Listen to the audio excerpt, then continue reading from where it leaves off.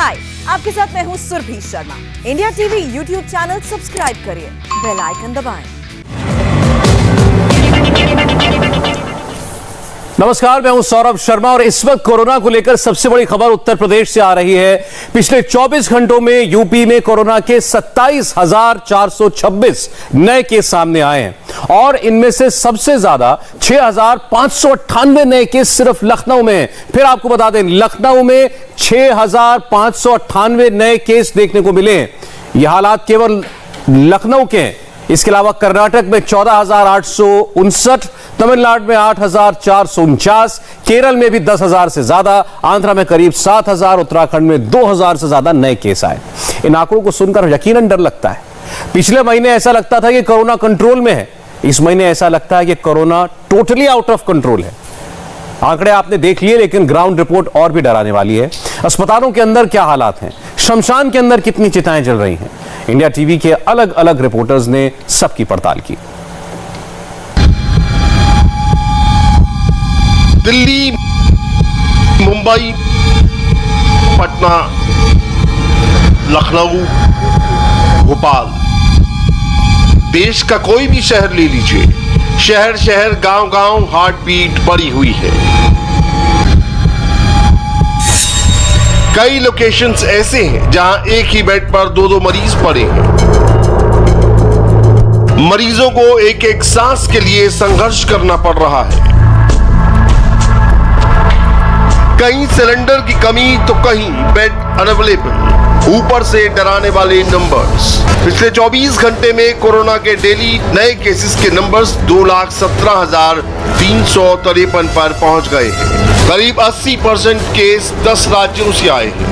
इन 24 घंटों में 10,000 से ज्यादा डेली न्यू केसेस रिपोर्ट करने वाले राज्यों की संख्या 5 से बढ़कर 6 हो गई। महाराष्ट्र में 61,695, यूपी में 22,339, दिल्ली में 16,699, छत्तीसगढ़ में 15,256, कर्नाटक में 14,738 और मध्य प्रदेश में 10,166 नए केस सामने आए हैं और ये नंबर्स लगातार बढ़ते जा रहे हैं। कोरोना के रिकॉर्ड तोड़ आंकड़े देश के हेल्थ सिस्टम के लिए खतरे की घंटी है।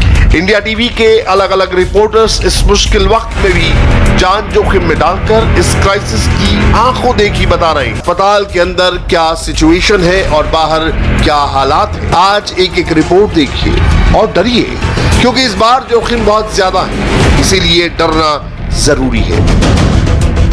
सबसे पहले आपको दिल्ली के सबसे बड़े अस्पताल लोकनायक हॉस्पिटल लेकर चलते हैं। यहाँ की तस्वीरें भयावह हैं।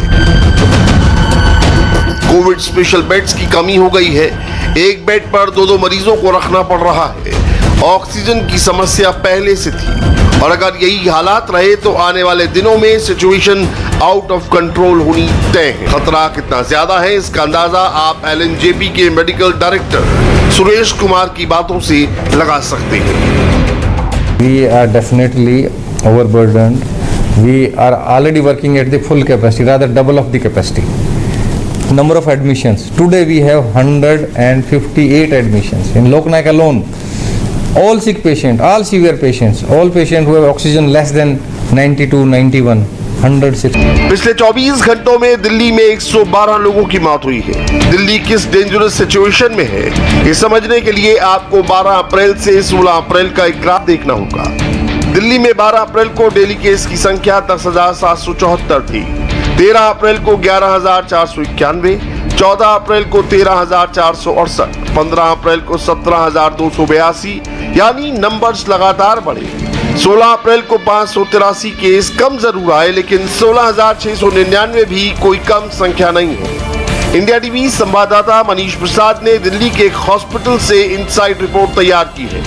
बहुत गौर से तस्वीरें देखिए, क्योंकि अगर हालात नहीं सुधरे तो सिचुएशन आउट ऑफ कंट्रोल होना तय है। इस समय हम जीवनवाला हॉस्पिटल के कोविड आईसीयू में हैं और यहाँ पर जो पेशेंट हैं करीबन 36 की संख्या में आईसीयू के अंदर एडमिट हैं। लगातार और अपग्रेड वार्ड्स को किया जा रहा है ताकि जो पेशेंट यहाँ पर आ रहे हैं उनको एडमिट किया जाए, उनका ऑक्सीजन लेवल मेंटेन किया जाए। ठीक सामने आईसीयू के अंदर जो पेशेंट हैं उनके सारे पैरामीटर्स को चेक किया जा रहा है और लगातार ये कोशिश की जा रही है कि उनको स्टेबल रखा जाए। इसीलिए जो कंसर्न डॉक्टर्स हैं वो लगातार और नर्सिंग असिस्टेंट वो 24/7 यहाँ पर मॉनिटरिंग कर रहे हैं। डॉक्टर नरेश, किस तरीके की कंडीशंस हैं, चैलेंजेस क्या आ रहे हैं, क्योंकि इस समय हर जगह हर कोई ऑक्सीजन लेवल डिप होने की वजह से वेंटिलेटर या ऑक्सीजन चाहता है? अभी इस समय चैलेंजेस बहुत आए हुए हैं हेल्थ सेक्टर में। हॉस्पिटल में बेड की संख्या बहुत कम है बनिस्पत मरीज़ की। गवर्नमेंट ने अपना प्लानिंग तो किया है, लेकिन अगर इसी तरह से पीक बढ़ती रही तो बहुत मुश्किल हो जाएगा संभालने के लिए, हेल्थ सिस्टम कहीं क्रैश ना हो जाए। रहा ऑक्सीजन का बात, ऑक्सीजन का क्राइसिस ज़रूर है और दिन रात क्राइसिस चलता रहता है, लेकिन अभी तक उसकी आपूर्ति तो हो रही है। लेकिन आगे अगर इसी तरह चलता रहा तो ऑक्सीजन के लिए और कुछ सोचना पड़ेगा। कुल मिला के और कितने कॉल्स आ रहे हैं, नंबर ऑफ कॉल्स क्या इंक्रीज हो रहे हैं day by day? Day by day increase हो रहे हैं। मैंने बताया कि मुझे ही अप्रोक्सीमेटली 100 to 25 150 तक कॉल्स रिसीव होती हैं। दिल्ली में कोरोना की इस नई लहर में सबसे बड़ी चिंता पॉजिटिविटी रेट है, क्योंकि अब ये 20% के पार चला गया है। यानी हर 5 टेस्ट में से एक व्यक्ति पॉजिटिव पाया जा रहा है। दिल्ली में जिस रफ्तार से लोगों की जान जा रही है उसकी एक बड़ी वजह ऑक्सीजन सिलेंडर की किल्लत भी है। कोई भी हॉस्पिटल ले लीजिए, हर जगह सिचुएशन सेम है। हॉस्पिटल में मरीज एक एक सांस के लिए तड़प रहे हैं। मनीष प्रसाद ग्राउंड सिचुएशन बता रहे हैं। कोरोना को देखते हुए इस समय सबसे ज्यादा किल्लत इस वेव में ऑक्सीजन की हो रही है। जहां एक तरफ कोरोना पॉजिटिव पेशेंट का ऑक्सीजन लेवल यानी SpO2 लेवल 95 से जैसे ही नीचे जाता है उसके तुरंत बाद वो 70 तक फ्लक्चुएट हो रहा है। इसका मतलब बिल्कुल साफ है कि ऑक्सीजन की ज़रूरत है। हॉस्पिटल्स में जो ऑक्सीजन सिलेंडर थे वो करीबन 270 रुपये पर सिलेंडर के तौर पर मिलता था, लेकिन अब इस क्राइसिस के हालात में उनकी कीमत बढ़ चुकी है, यानी 370 रुपये प्लस GST।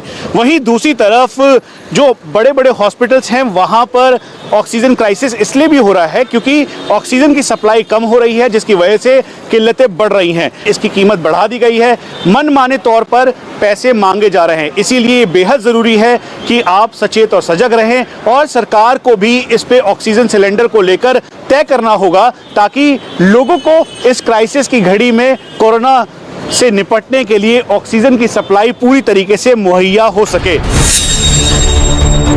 देश के 12 राज्य महाराष्ट्र, मध्य प्रदेश, गुजरात, उत्तर प्रदेश, छत्तीसगढ़, कर्नाटक, केरल, तमिलनाडु, पंजाब, हरियाणा और राजस्थान में मेडिकल ऑक्सीजन की मांग ज्यादा है। मगर ऑक्सीजन सिलेंडर के नाम पर इस मुश्किल हालात में भी जमकर सियासत हो रही है। कहा जा रहा है कुछ राज्यों को सिलेंडर की ज्यादा सप्लाई हो रही है, कुछ राज्यों को नहीं। मगर वास्तविकता क्या है, अब ये देखिए। देश में ऑक्सीजन सप्लाई को लेकर प्रधानमंत्री मोदी उच्च अधिकारियों के रेगुलर टच में हैं। राज्यों के साथ सहयोग सुनिश्चित करने के निर्देश भी दिए हैं। मोदी सबसे ज्यादा प्रभावित 12 राज्यों के अगले 15 दिनों वाले ऑक्सीजन सप्लाई पर काम कर रहे हैं। गृह सचिव अजय भल्ला ने सभी राज्यों के मुख्य सचिवों को चिट्ठी लिखकर ऑक्सीजन सप्लाई का क्लियर मैसेज दिया है। हर राज्य के लिए सप्लाई प्लान रेडी होने की बात कही है। होम सेक्रेटरी की तरफ से हर राज्य को 3 बातें स्पष्ट कर दी गई हैं। किसी भी राज्य और केंद्र शासित राज्य के बीच मेडिकल ऑक्सीजन की फ्री मूवमेंट सुनिश्चित की जाए। ऑक्सीजन मैन्युफैक्चरर्स और सप्लायर्स पर किसी तरह का कोई प्रतिबंध न लगाया जाए। ऑक्सीजन सिलेंडर लेकर आ रही गाड़ियों को बिना किसी रोक टोक के एक जगह से दूसरी जगह भेजा जाए।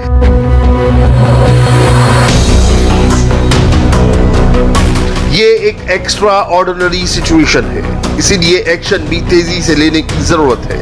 मोदी कोरोना कंट्रोल रूम से सब कुछ मॉनिटर कर रहे हैं और ग्राउंड पर युद्ध स्तर पर काम चल रहा है। DRDO अपनी पूरी तैयारी के साथ है। कोरोना को हराने की इस जंग में एक बार फिर से सरदार वल्लभ भाई कोविड हॉस्पिटल धौलाकुआं के पास जो है वहां पर 500 बेड का ऑक्सीजन से पूरी तरीके से इक्विप्ड ये बेडेड हॉस्पिटल अब अगले 5 से 6 दिन में पूरी तरह से तैयार कर दिया जाएगा। अगले 72 घंटे के अंदर करीबन 250 बेड, जिसमें वेंटिलेटर की भी सुविधाएं उपलब्ध होंगी, उसके अलावा ऑक्सीजन सिलेंडर्स और ऑक्सीजन होगा, ऑक्सीजन कॉन्सेंट्रेटर होगा, डॉक्टर्स की बड़ी टीम होगी, पैरामेडिक्स और साथ में नर्सिंग स्टाफ होगा। पीएम केयर्स के तहत ये एक्सपीरेटर इसे पूरी तरीके से सेटअप किया जा रहा है। यहां पर तैयारी की गई है। एक साथ करीबन 250 की संख्या में यहां पर अभी असेंबल करने के बाद मंडे तक इसे पूरी तरह से औपचारिक तौर पर तैयार कर दिया जाएगा। और यही वजह है कि पीएम केयर का डिजिटल सिग्नेचर और साथ में डिजिटल इंफॉर्मेशन के साथ इस पे आईपैड लगाया गया है। उसके अलावा जो इसी के जरिए पूरी डिटेलिंग की जाएगी, ताकि जो मेडिकल स्टाफ यहां पर मौजूद होगा उसको एक एक पेशेंट की पूरी डिटेल मिल सके। दिल्ली के लिए चिंता इसलिए भी ज्यादा है क्योंकि बीते कुछ दिनों में संक्रमण के नए मामलों में दिल्ली ने मुंबई को भी पीछे छोड़ दिया है और दिल्ली कोविड-19 का एक बड़ा हॉटस्पॉट बनकर उभरा है। ऑक्सीजन सिलेंडर की समस्या तो थी ही, बेड्स की कमी से भी हालात बिगड़ते जा रहे हैं। दिल्ली के मुख्यमंत्री भी इस समय एक्टिव हैं। लगातार बैठकों का दौर जारी है। अरविंद केजरीवाल ने होम आइसोलेशन में लोगों के पास जल्द से जल्द सरकारी टीम पहुंचे और मरीजों को ऑक्सीमीटर मिले, इसकी बात कही है। जिलाधिकारियों को ऑक्सीजन बेड बढ़ाने का भी निर्देश दिया है और साथ ही साथ अस्पतालों में बेड्स की उपलब्धता की सही जानकारी जनता को मिल सके, इसे सुनिश्चित करने की बात भी कही है। मगर ग्राउंड रियलिटी क्या है? दिल्ली सरकार की वेबसाइट की माने तो राजधानी में 11,000 से ज्यादा कोरोना के बेड्स फुल हो गए, सिर्फ 4,500 के करीब बेड्स खाली हैं। दिल्ली सरकार की वेबसाइट पर भले ही इतने बेड्स खाली दिखाए गए हो, लेकिन असलियत कुछ और ही नजर आती है। दिल्ली के कई अस्पतालों में बेड्स ही नहीं है, भले ही ऐप पर कुछ भी डेटा दिखाया जाए। इंडिया टीवी संवाददाता भास्कर मिश्रा ने दिल्ली के एक ऐसे ही हॉस्पिटल की लाइव पड़ताल की। सब कुछ ऑन रिकॉर्ड है। बीएलके हॉस्पिटल में 35 बेड अवेलेबल हैं। आप देख सकते हैं इस दिल्ली कोरोना ऐप पे ये जानकारी है।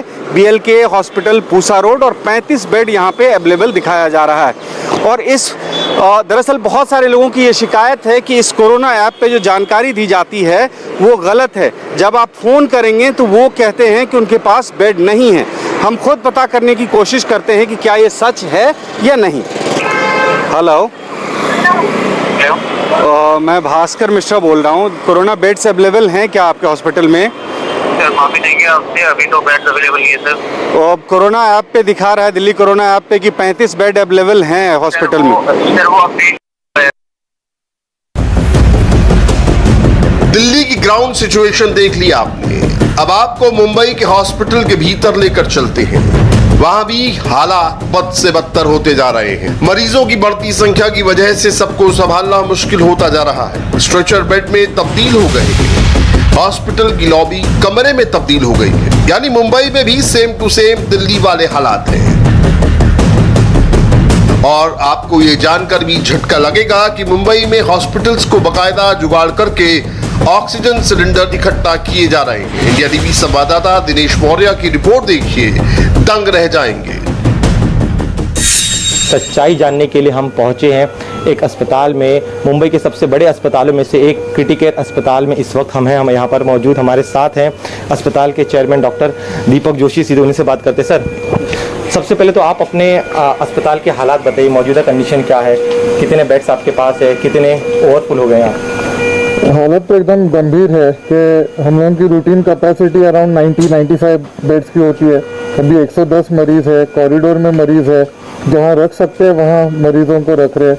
और उसके बावजूद हर 1 घंटे में 5-6 फ़ोन्स तो कम से कम आते रहते हैं।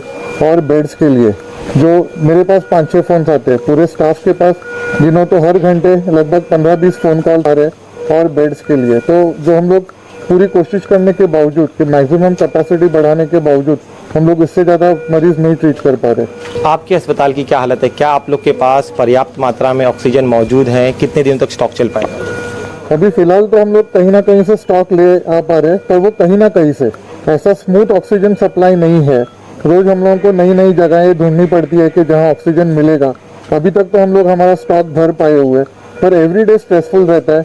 एवरीडे पता नहीं रहता आज शाम को क्या होगा, कल सुबह क्या होगा, तो वैसा जुगाड़ कर करके लेके आना चल रहा है। सर, आप जुगाड़ शब्द का प्रयोग करिए, क्या है जुगाड़? में समझा नहीं, क्योंकि मेडिकल भाषा में आमतौर पर इन शब्दों को हम सुनते नहीं, तो मुंबई शब्द है। मुंबई में पैदा हुआ हूँ तो मुंबई की भाषा जबान पे है ही।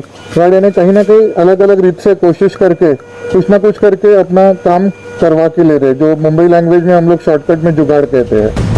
सुन लिया आपने, कोरोना के सेकेंड वेव ने देश के अलग अलग हिस्सों में कैसा कहर बरपा रखा है, मगर इसके बावजूद लोग हैं कि मानने को तैयार ही नहीं है।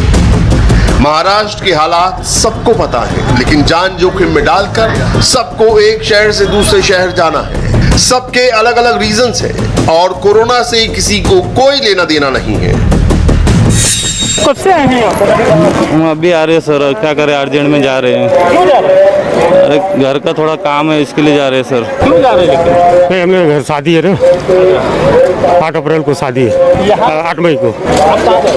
सर बिहार जाएंगे मुजफ्फरपुर, शादी है घर पे सर। किसी के यहाँ पर कोई फंक्शंस है, उसके लिए लोग गांव जाना चाहते हैं और यही कारण है आज सुबह से यहाँ पर लोगों की भीड़ स्टेशन के बाहर देखने को मिल रही है। कई लोगों ने मास्क लगा रखा है तो कहीं ऐसा लग रहा है मानो कोरोना है ही नहीं। इंडिया टीवी संवाददाता नीतीश चंद्र की पटना रेलवे स्टेशन की रिपोर्ट देखिए। कोरोना का संक्रमण काफी तेजी से बढ़ रहा है, बावजूद लोग सावधानी नहीं बरत रहे हैं। हम इस वक्त पटना रेलवे स्टेशन पर हैं और यहाँ आप देखिए जो लोग यहाँ पर हैं, कई लोग ऐसे आपको दिखेंगे जिन्होंने मास्क नहीं पहना है। आपने मास्क नहीं पहना है अभी तक? हो जाता है ना प्रशासन उसका। यहाँ देखिए जिस तरह से बैठे हुए हैं लोग, एक दूसरे से बिल्कुल करीब हैं, कोई सोशल डिस्टेंसिंग नाम की चीज़ नहीं है। यहाँ भी देखिए किस तरह से लोग बिल्कुल एक दूसरे से करीब हैं। सोशल डिस्टेंसिंग के साथ साथ मास्क, इन दोनों की बहुत ज़रूरत है यदि कोरोना से लड़ाई लड़नी है तो। लेकिन यहाँ जिस तरह से लोग आपको दिखाई दे रहे हैं, ऐसा लगता है कि कोई डर नहीं है लोगों के मन में कोरोना को लेकर, बिल्कुल बेफिक्र, बिल्कुल एक दूसरे से करीब। आप लोग मास्क नहीं पहनते? पॉकेट में रखने से फायदा है? ऐसी लापरवाही का नतीजा क्या होता है ये समझने के लिए आपको लखनऊ और भोपाल लेकर चलते हैं। वहां के शमशान घाट से जैसी दिल दहलाने वाली तस्वीरें आ रही हैं, उसे देखकर किसी के भी रोंगटे खड़े हो जाएंगे। कहीं अंतिम संस्कार के लिए आए शवों को बाहर सड़क किनारे फुटपाथ पर रखकर इंतजार किया जा रहा है, तो कहीं जलती चिताओं की लंबी लंबी लाइन है। लखनऊ से विशाल प्रताप सिंह की ये रिपोर्ट देखिए। लखनऊ में वो हो रहा है जो आज से पहले कभी नहीं हुआ। यूपी की राजधानी लखनऊ में इस समय शमशान घाट का जो दृश्य है वो निश्चित तौर पर किसी को भी इमोशनल कर देगा, किसी को भी परेशान कर देगा, किसी को भी निश्चित तौर पर इतना ज़्यादा गमगीन कर देगा कि वो अपने ऊपर विश्वास नहीं कर पाएगा कि वो लखनऊ के गुलाला घाट पर मौजूद हैं, जहाँ पर सिर्फ और सिर्फ जहाँ नज़र जाएगी वहाँ सिर्फ और सिर्फ अंतिम संस्कार हो रहे हैं। पार्थिव शरीरों को मुखाग्नि दी गई है और अगर यहाँ पर गिनती की जाए तो इस समय कितनी संख्या में यहाँ पर जो डेड बॉडीज़ हैं उनको अग्नि दी गई है। ये पूरा प्लेटफॉर्म बना हुआ है, पूरा का पूरा प्लेटफॉर्म भरा हुआ है, यानी कि 12 लाशों के साथ प्लेटफॉर्म उधर भरा हुआ है। दूसरा जो प्लेटफॉर्म है 12 लाशों के साथ वो भी 24 पूरी तरीके से वो ही भरा हुआ है। इसके अलावा प्लेटफॉर्म के आगे, प्लेटफॉर्म के पीछे जहाँ नज़र जाएगी वहाँ हर तरफ सिर्फ और सिर्फ दाह संस्कार हो रहा है। डेड बॉडीज़ को आग लगाई जा रही है, पार्थिव शरीरों में मुखाग्नि दी जा रही है। ठीक पीछे मेरे जो पार्क है यहाँ पे भी कभी भी अंतिम संस्कार नहीं होते थे, लेकिन जितनी भी चिताएं यहाँ मौजूद हैं, जितनी भी राख यहाँ पर मौजूद हैं, अंतिम संस्कार के लिए जो रिचुअल्स के लिए जो सामग्री रही जाती है वो यहाँ बताने के लिए काफ़ी है कि सैकड़ों की संख्या में तो इसी पार्क में अंतिम संस्कार हुआ, जबकि आमतौर पर गुलाला घाट में इस पार्क में कभी भी अंतिम संस्कार नहीं होते हैं। आप बताइए, आपने ऐसा दृश्य कभी लखनऊ में गुलाला घाट पे देखा था? ऐसा लग रहा है भगवान शिव तांडव कर रहे हैं, साक्षात तांडव हो रहा है। खड़े होते थे, बैठते थे, वहाँ जलाई जा रही लाशें। बहुत ज़्यादा खराब स्थिति हो गई है लखनऊ की। लोगों का पार्थिव शरीर का लाना है वो लगातार यहाँ पर जारी है।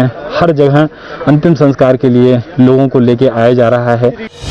विशाल प्रताप सिंह की रिपोर्ट देखकर लखनऊ की करंट सिचुएशन का अंदाजा लगाया जा सकता है, मगर पब्लिक है कि अभी भी इस जानलेवा वायरस को सीरियसली नहीं ले रही है। मास्क ना पहनने पर जुर्माने की रकम बढ़ा दी गई है, मगर पब्लिक को मानो कोई फर्क नहीं पड़ता। यूपी के एसीएस होम अवनीश अवस्थी जी खुद इस समय मौके पर निकले हुए हैं और पूरी रोड्स पे जाकर के वो खुद दिखवा रहे हैं, एक्शन करवा रहे हैं जिसने मास्क नहीं लगा रखा है। इससे इस बात की इंपॉर्टेंस को समझा जा सकता है। अवनीश अवस्थी सर हमारे साथ इस समय एक्सक्लूसिव मौजूद है। सर, आज जो आप लोग ड्राइव कर रहे हैं, इसका मुख्य उद्देश्य क्या है? देखिए, मुख्य उद्देश्य तो मैंने आज ये आवश्यक समझा कि हम लोग जो है जो मास्क की जो पोजीशन है उसको पूरा प्रदेश में जगह जगह जाकर दिखवाएं। मैंने आदेश आज किया है, माननीय मुख्यमंत्री जी ने सुबह निर्देश दिए थे बैठक में कि मास्क को 100% सुनिश्चित किया जाए। तो निश्चित तौर पर ये बड़ी कार्रवाई चल रही है लखनऊ में। इस समय एसीएस होम अवनीश अवस्थी फिलहाल पूरी तरीके से मौके पर मौजूद हैं और वो खुद निकल रहे हैं, इस पूरी ड्राइव को देख रहे हैं। और ये लखनऊ का विभूति खंड एरिया है। वैसे जैसा हाल लखनऊ का है वैसा ही हाल भोपाल का भी है। वहां के शमशान घाट पर भी चिताओं का अंबार है। विडंबना ये है कि अब तो जलती हुई लाशों पर भी सियासत शुरू हो गई है। सच्चाई क्या है ये बता रहे हैं इंडिया टीवी संवाददाता अनुराग अमिताभ।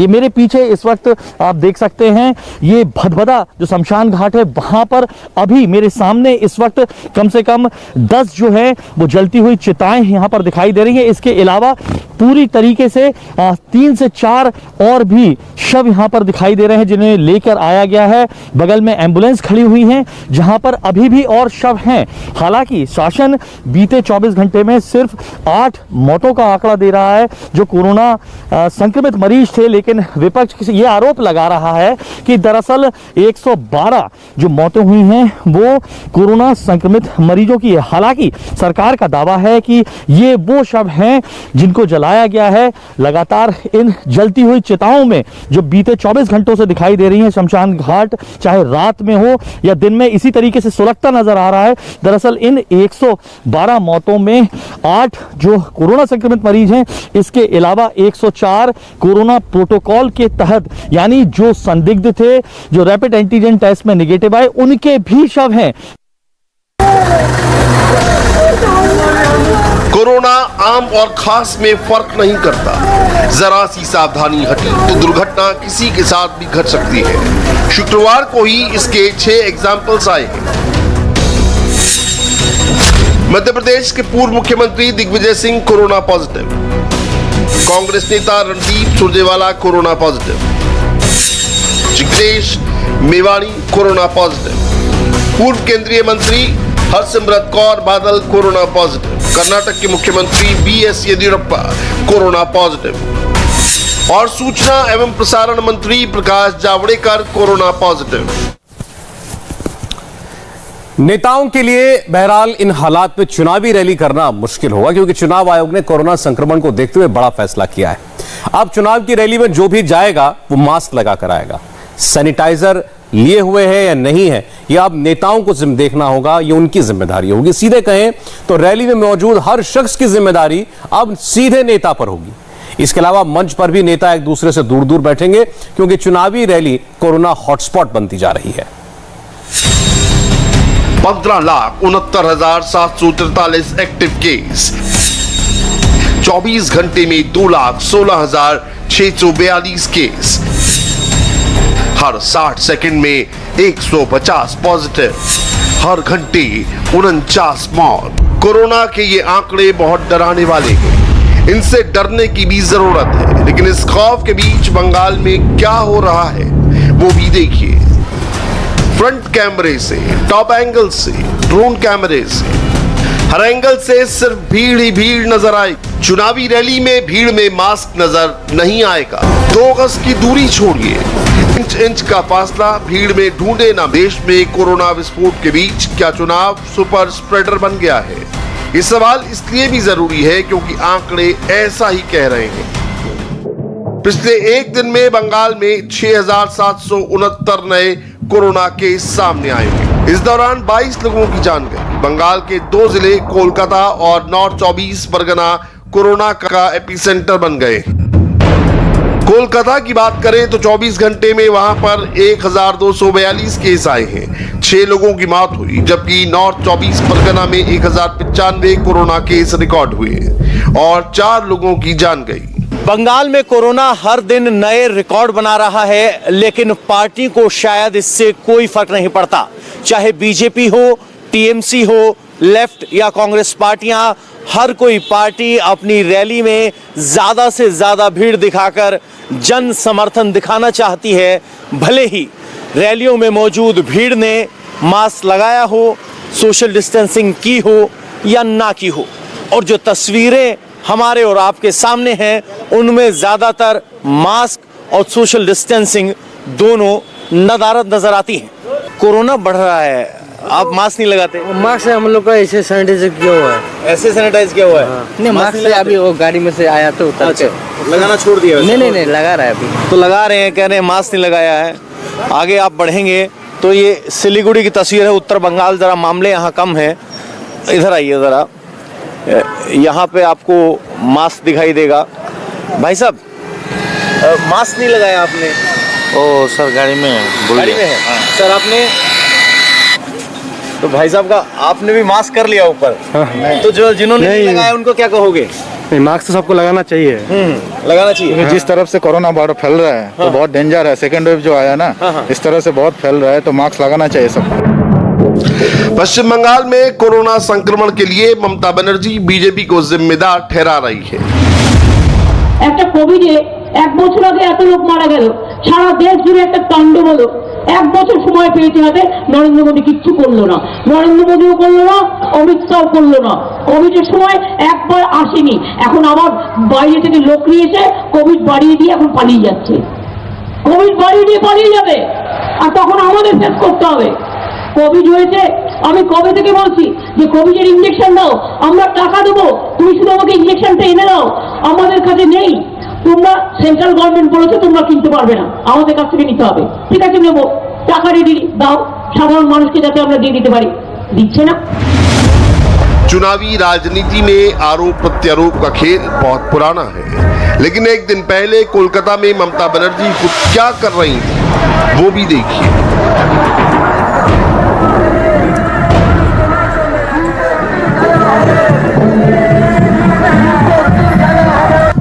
ये दीदी का रोड शो, अब ममता को भी जवाब देना चाहिए, क्या उनके रोड शो से कोरोना नहीं फैलेगा?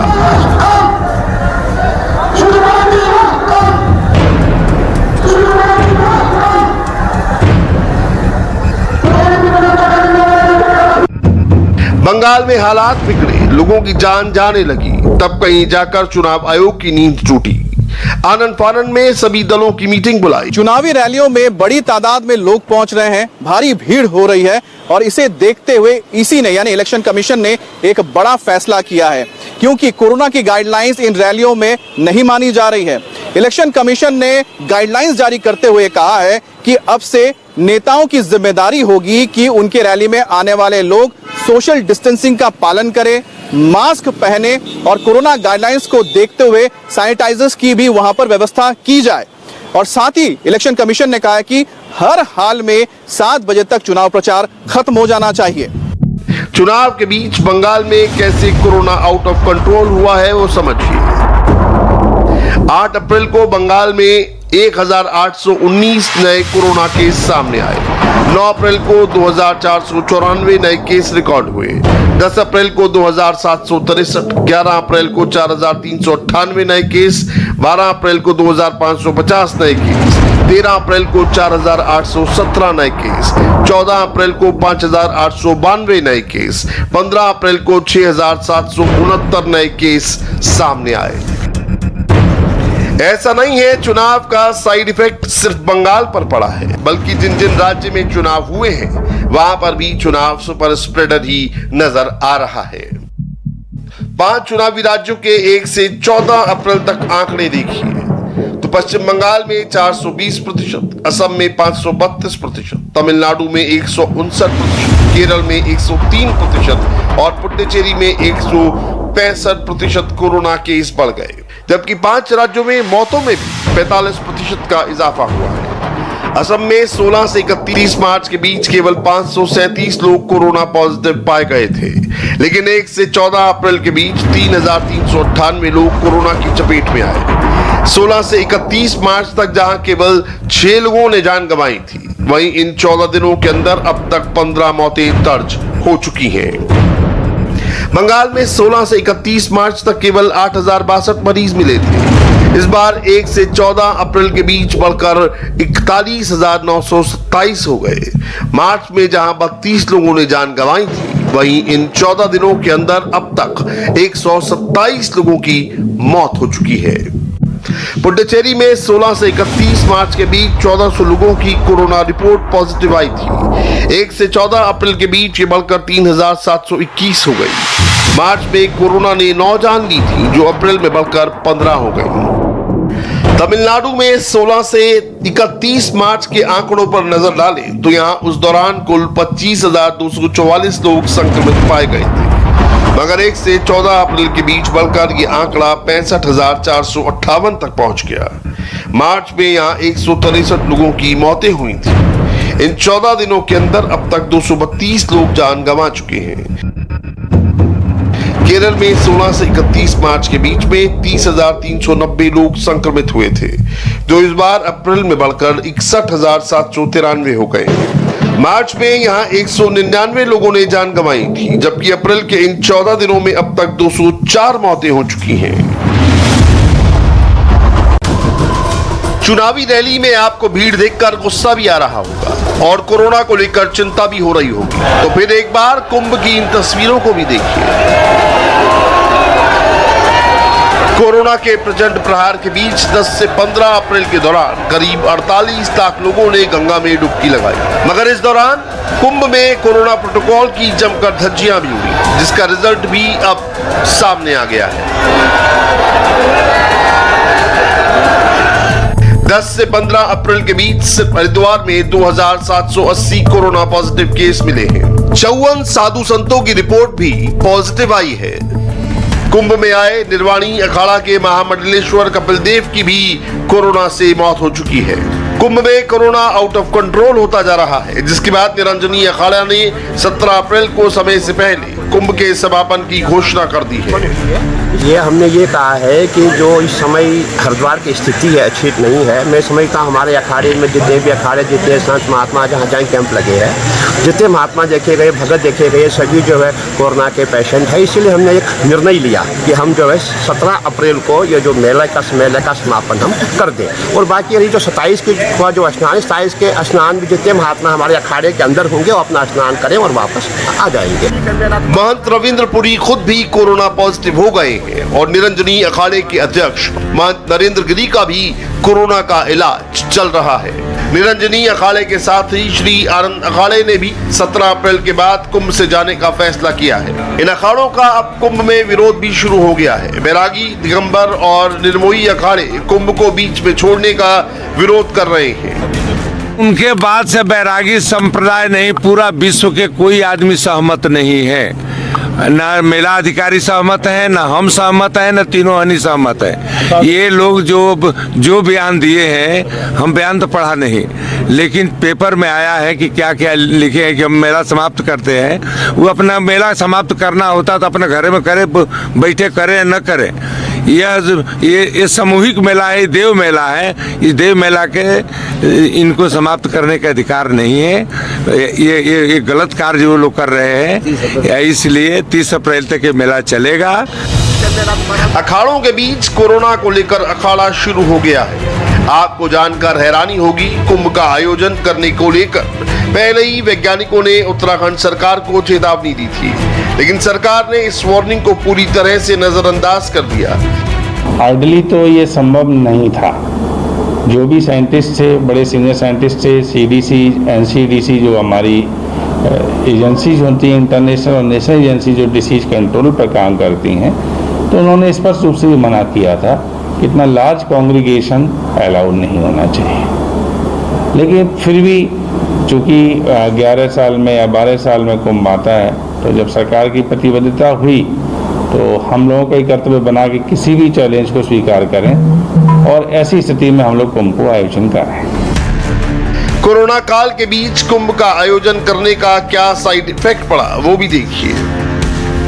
1 से 31 मार्च के बीच उत्तराखंड में 3,392 कोरोना केस सामने आए। वहीं 1 से 15 अप्रैल के बीच 15,333 केस रिकॉर्ड हुए।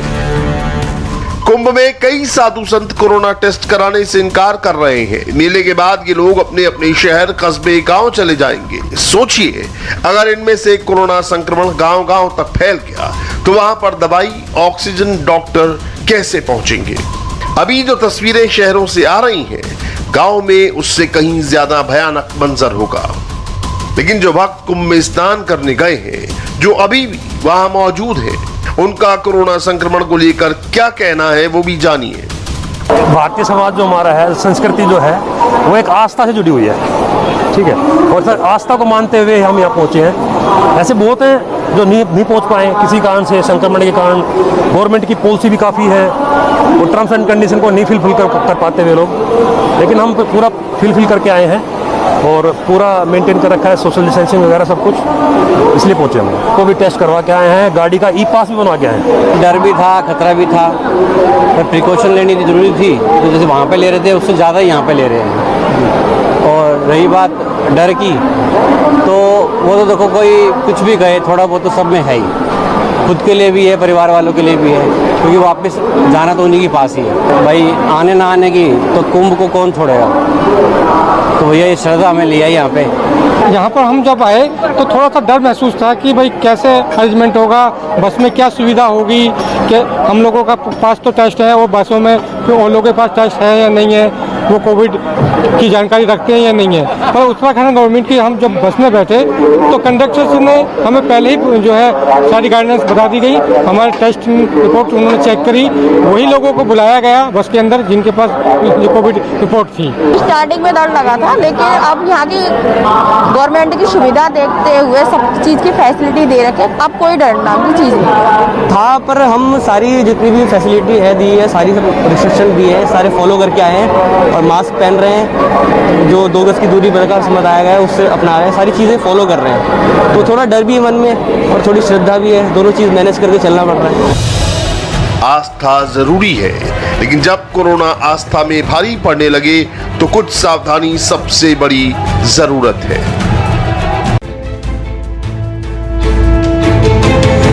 कोरोना काल के बीच अगर मस्जिदों में भी भीड़ होगी तो कोरोना संक्रमण और तेजी से फैलने का डर है, जिस पर मस्जिदों से अच्छी तस्वीरें आई हैं। ये लखनऊ की ऐशबाग ईदगाह है, जहां पर जुमे में और खासकर रमजान के महीने में बहुत लोग नमाज अदा करने आते हैं।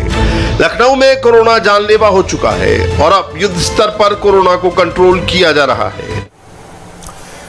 और आपको हम लखनऊ की ही रिपोर्ट अब दिखाएंगे। लखनऊ में इस वक्त क्या हालात हैं, कितनी चिताएं इस वक्त शमशान में लखनऊ में जलती हुई दिखाई दे रही हैं, इसके ग्राउंड रिपोर्ट एक ब्रेक के बाद।